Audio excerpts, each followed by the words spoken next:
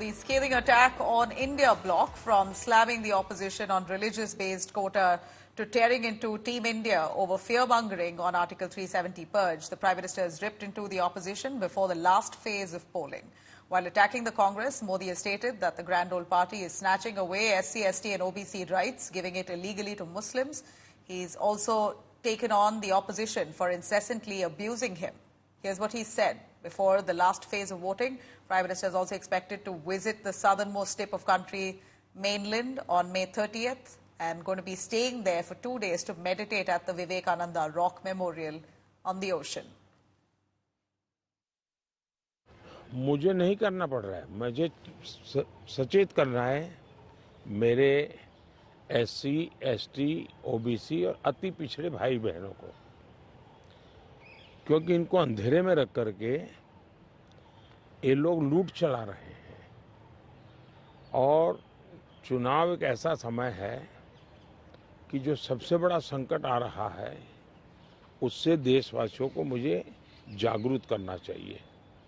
और इसलिए मैं आग्रहपूर्वक जनता जनार्दन को समझा रहा हूं, क्योंकि ये दो चीजें हो रही हैं।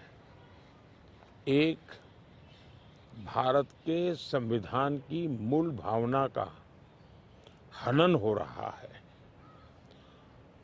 संविधान की मर्यादाओं को तार तार कर दिया जा रहा है, और वो भी अपनी वोट बैंक की राजनीति के लिए। मैं तो पिछले 24 साल से गालियां खा करके गाली प्रूफ हो गया हूं। मौत का सौदागर किसने कहा था?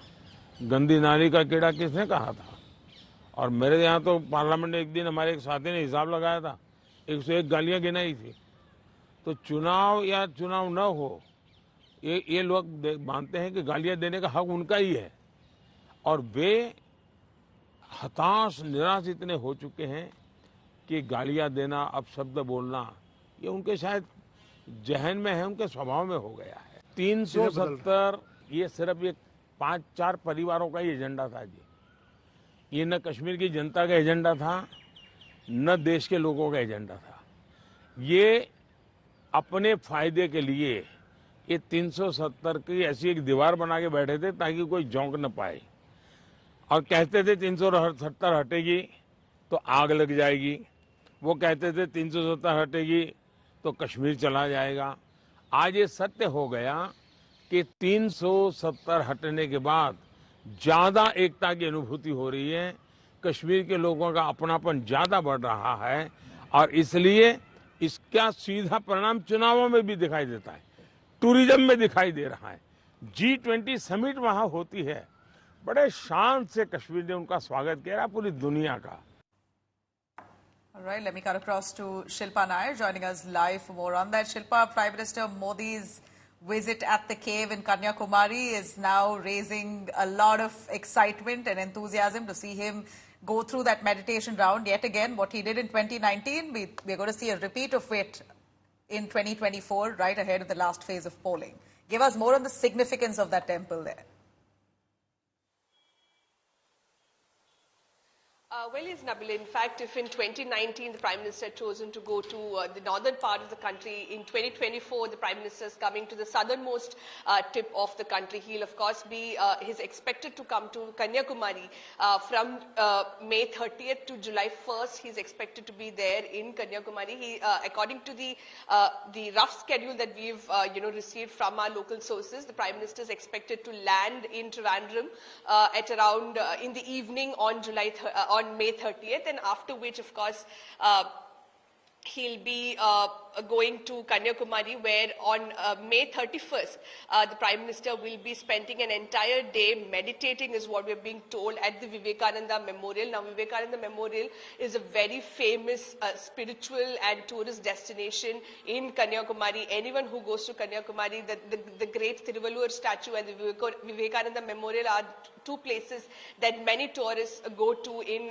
Kanyakumari. So, the Prime Minister, of course, is expected to spend one day meditating meditating in Vivekananda Memorial. A lot of significance, historical and cultural significance as far as this place is concerned.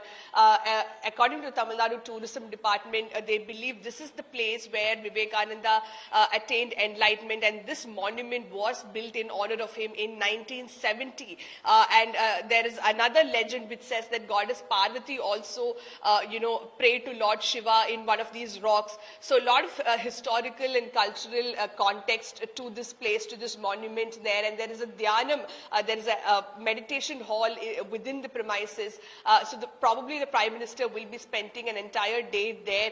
And as we speak, security checks are being done. We saw the police officials doing a recce of that particular area. Remember, this rock is situated in the sea, right adjacent to the Vivekananda Memorial is the great statue of Tamil saint Thiruvalluvar as well.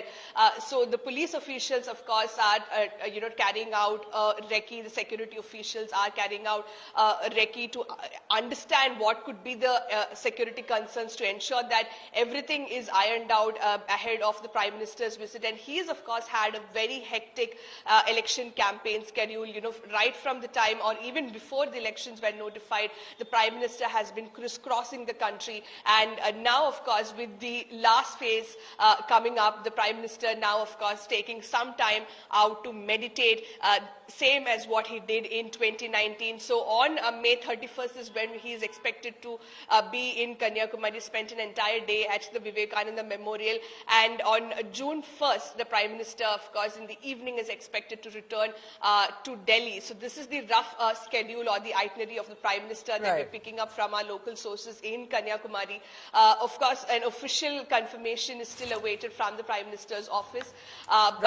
So, of course, India Today is also going to be very closely tracking that visit to the Grand Temple in Kanyakumari, almost a rerun of what we saw in 2019.